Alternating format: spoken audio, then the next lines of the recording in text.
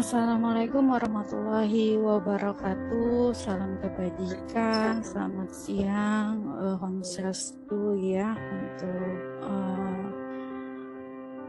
kelas saya di mata kuliah pengantar ilmu politik. Seperti biasa, rekan-rekan mahasiswa, marilah kita berdoa menurut agama dan kepercayaan kita masing-masing agar aktivitas kita hari ini mendapatkan keberkahan dan kelancaran. Berdoa dimulai.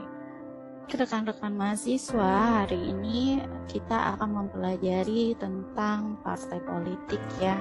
Jadi pencapaian terhadap capaian kelas kita pada hari ini, capaian pembelajarannya itu adalah bagaimana Anda mampu memahami apa itu partai politik, mampu menjelaskan perkembangan sistem politik yang ada di dunia, dan menjelaskan perkembangan sistem politik di Indonesia.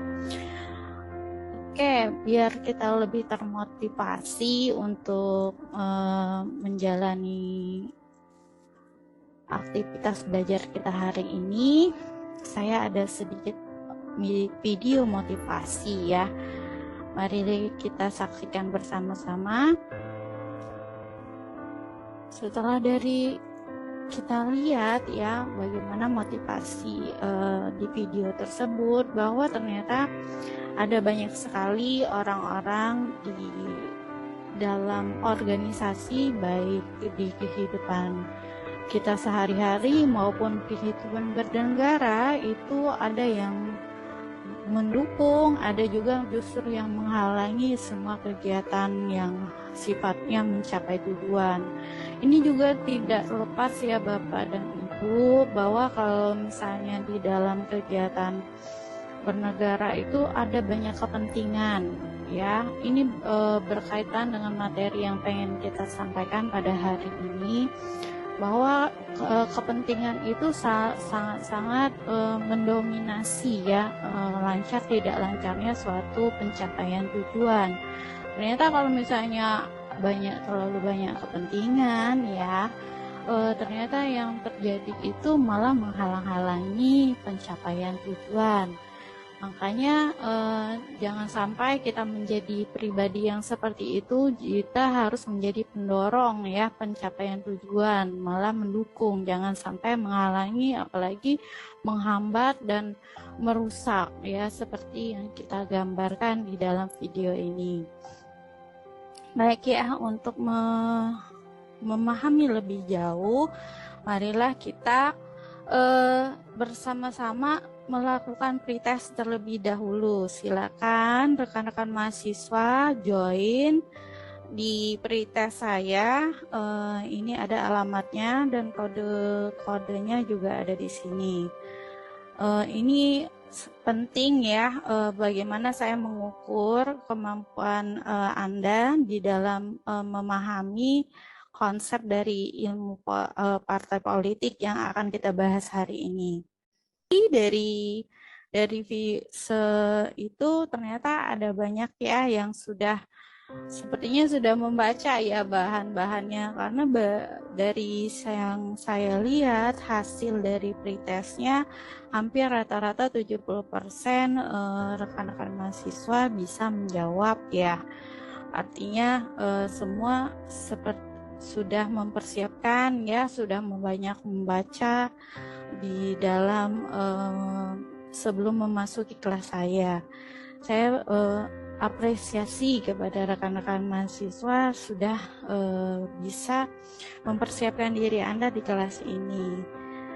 Jadi pertanyaannya, lalu apa sih yang Anda ketahui dari partai politik? Mungkin Ibu Naura bisa Ibu Namira, maaf, bisa kesannya tentang ilmu partai politik itu apa ya Bu? Iya, itu Bu, partai politik ya. Yang sudah saya pelajari hari ini, menurut saya partai politik itu suatu kesatuan dari rakyat atau masyarakat yang mau yang mempunyai satu tujuan yang sama untuk hidup lebih maju. Oke, ada lagi yang mau menambahkan? Misalnya Rahidin bisa dibantu. Sebentar, saya belum dengar ininya. Oh ya, tadi Namira sudah mengatakan bahwa partai politik itu adalah sekelompok orang yang punya kepentingan tertentu. Nah, kalau menurut Rahidin sependapat atau tidak sependapat dengan pendapat Namira? Atau punya pendapat lain? Partai politik itu, Bu, merupakan suatu lembaga. Lembaga, iya. Terus, apalagi? Satu lembaga yang terorganisir dari beberapa orang untuk mencapai satu tujuan sesuai dengan platform masing-masing dan dikelola secara profesional. Oh ya, lembaga yang sudah terorganisir ya. Jadi benar sekali ya rekan-rekan saya, terima kasih atas bantuan Rahidin dan Namira. Di sini semua menyimpulkan kurang lebih sama ya, konsepnya sama. Jadi ada banyak sekali pendapat tentang partai politik ya. Anda bisa cari, salah satunya itu ada pendapat dari Miriam Budiarjo ya.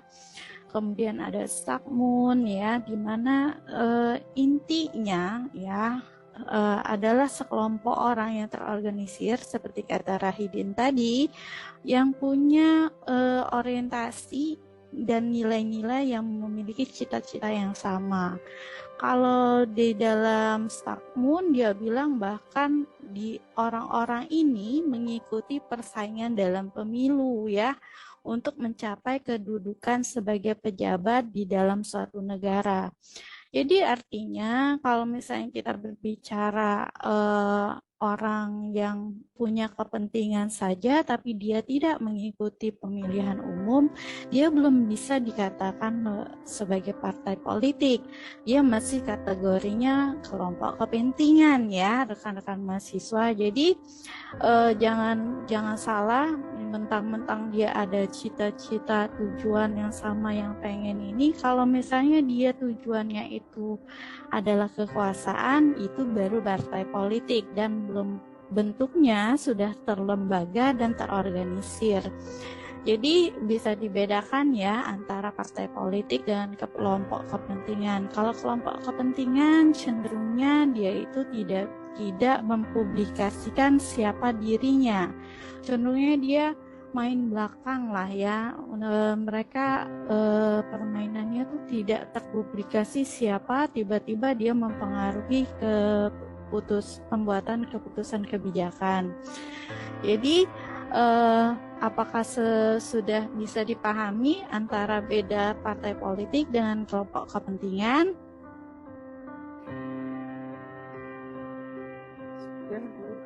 Baik, terima kasih. Bu. Baik ya, kalau sudah kita bisa memahami, kita akan lanjutkan dengan subcapaian yang kedua ya, materi yang kedua. Lalu di sini ada apa itu partai politik dan fungsinya ya. Nanti silahkan Anda komunikasi. Dia juga ada kepentingan sebagai rekrutmen politik ya, dan sebagai sarana untuk memfasilitasi antara publik dengan lembaga pemerintahan terkait. Jadi seperti itu. Untuk pembelajaran yang kedua, kita akan melihat bagaimana sistem politik di dunia ya, rekan-rekan mahasiswa. Jadi untuk sistem politik di dunia ada 3 ya, sistem politik yang sudah dianut ya, ini berdasarkan pendapat dari Stockman juga ya, di mana ada sistem partai tunggal, sistem duipartai, dan sistem multipartai. Apakah rekan-rekan mahasiswa ada yang sudah tahu apa itu yang dimaksudkan sistem partai tunggal?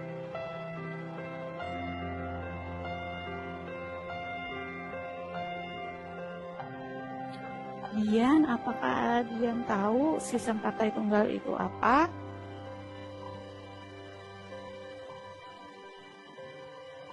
Mohon maaf Bu, saya belum punya gambaran mengenai itu. Oh, baik. Iya. Ada teman-temannya yang bisa membantu apa sih sistem partai tunggal?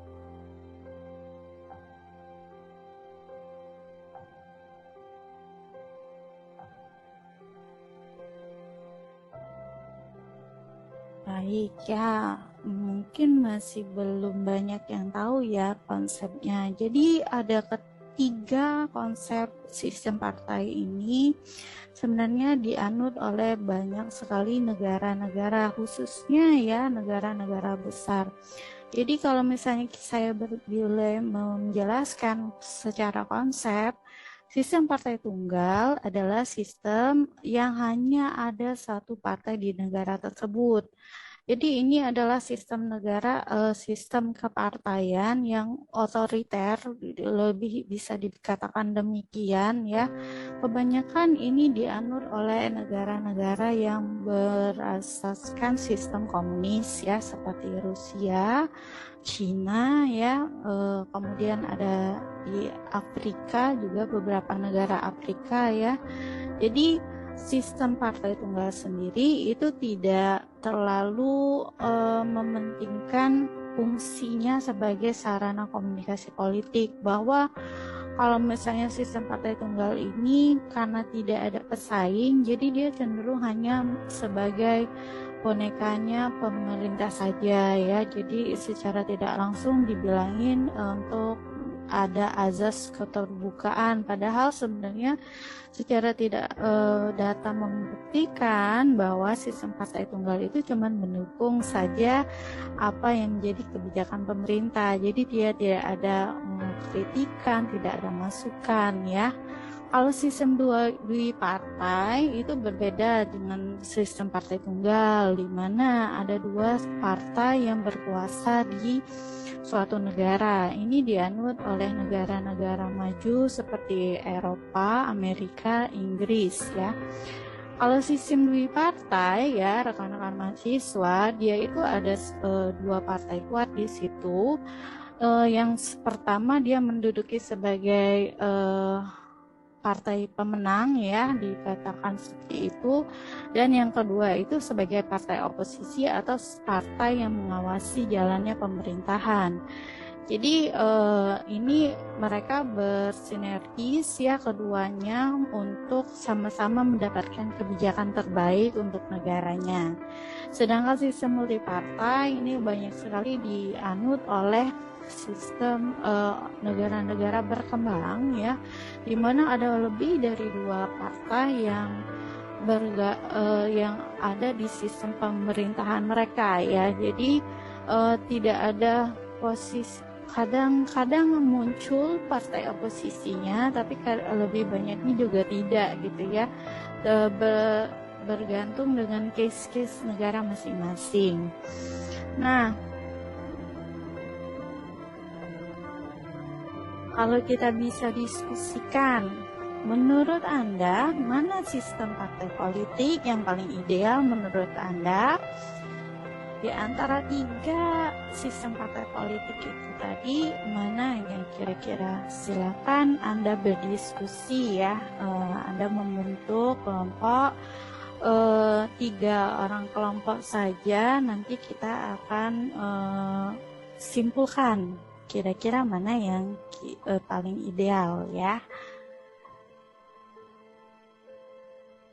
Baik, untuk kelompoknya Pauzi, saya persilakan untuk menuangkan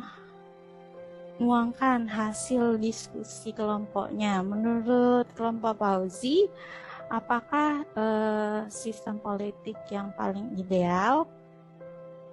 Ya, menurut saya sistem yang partainya banyak, Bu, multi partai, Bu, karena kita bisa menampung aspirasi dari rakyat juga. Di situ kita juga banyak pilihan ya. Jadi rakyat ingin memilih yang mana, memilih partai dengan visi misi yang mana, itu Bu menurut kelompok saya. Terima kasih, Bu. Baik, terima kasih ya. Ini ada banyak sekali ternyata, ada yang bilang multi partai, ada yang dui partai ya. Terima kasih Pak Uti dan rekan-rekan sekalian ya. Memori. Jadi di sini kalau misalnya kita berbicara mana sih partai politik yang paling ideal ya, kalau misalnya kita bisa meluruskan bahwa memang tergantung dengan situasi negaranya, bahwa kalau sistem multi partai yang memang cocok untuk di negara ideal yang digunakan di negara berkembang, itu akan menjadi sulit kalau misalnya itu diterapkan di negara maju ya, karena negara maju itu biasanya lebih cuek, lebih tidak terlalu banyak keinginan lagi. Beda ceritanya kalau misalnya kita bicara tentang negara berkembang yang permasalahannya lebih kompleks ya, atau juga misalnya negara yang tadi sistem partai tunggal yang karena memang dari awal mereka itu sudah punya sistemnya adalah sistem otoriter ya, sistem yang komunis. Kita tahu di mana pemerintahan itu sangat menjadi kekuasaannya itu sangat tunggal ya di sini. Jadi memang kalau misalnya kita bisa mengatakan mana sih sistem partai yang paling ideal, ya sistem partai ideal itu menurut negara-negara yang negara-negara tempat sistem partai itu berlangsung. Jadi kalau misalnya untuk negara berkembang memang lebih cocok untuk multi partai karena permasalahannya lebih kompleks, biasanya ras etnis dan agamanya juga lebih dari satu. Sedangkan kalau misalnya untuk negara maju memang lebih idealnya untuk menggunakan sistem partai karena mereka itu lebih banyak merumuskan kebijakan-kebijakan baru. Kalau multi partai kadang-kadang oposisinya muncul, kadang-kadang enggak. Jadi berbeda ya ini kedua hal ini. Jadi seperti itu. Nah, lalu kalau misalnya saya bertanya, mana sih sistem politik yang dianut oleh negara Indonesia? Ayo silakan Nani, apakah menurut Nani sistem politik partai politik yang dianut oleh negara Indonesia itu sistem politik apa?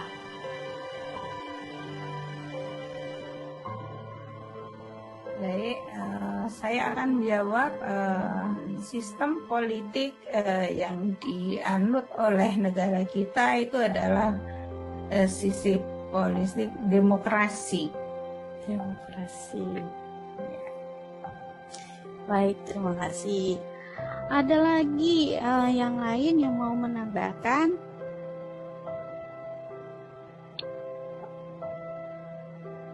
Sistem apa sih yang dianut oleh negara Indonesia?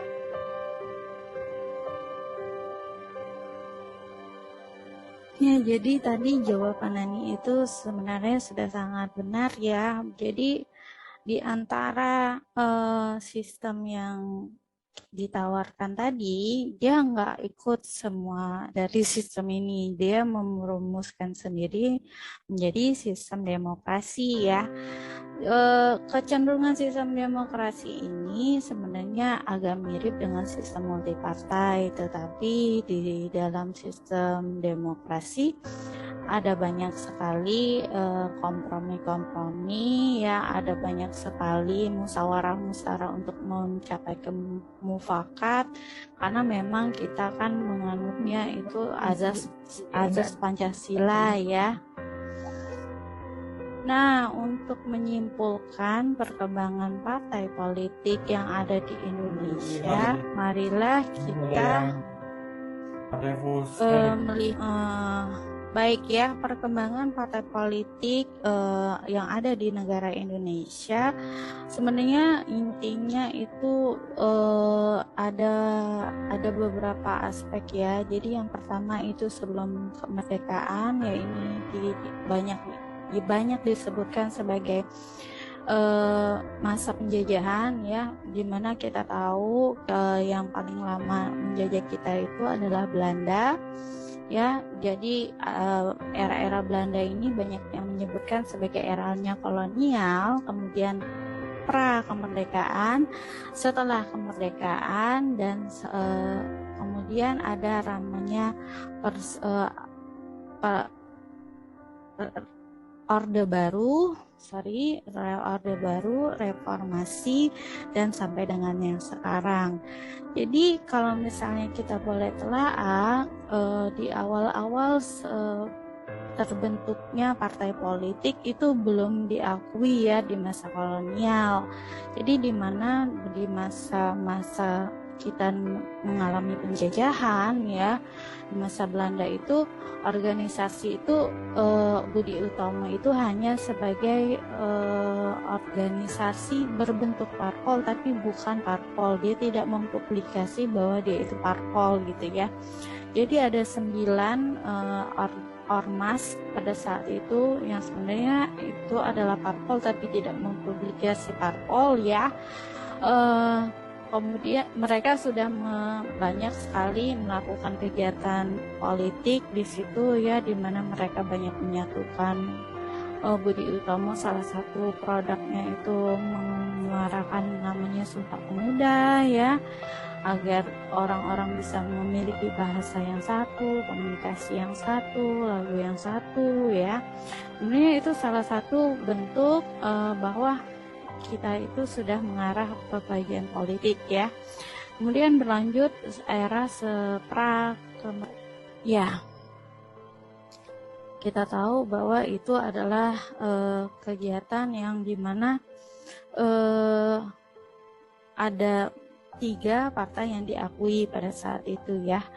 Silakan Anda nanti membaca modul lagi ya untuk lebih lanjut partai-partai apa saja yang ada di era-era tersebut. Oke, untuk mengukur keberhasilan Anda untuk mengikuti kelas saya, marilah kita melaksanakan post-test terlebih dahulu ya. Post-test dimulai, silakan. Memori.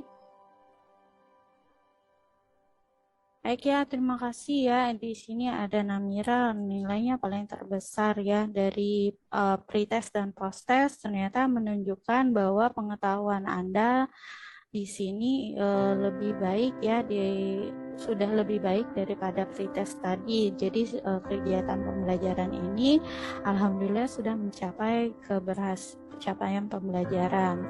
Jadi kalau bisa disimpulkan, apa itu partai politik, sistem politik di dunia, sistem politik di Indonesia ya, itu ada banyak sekali ya.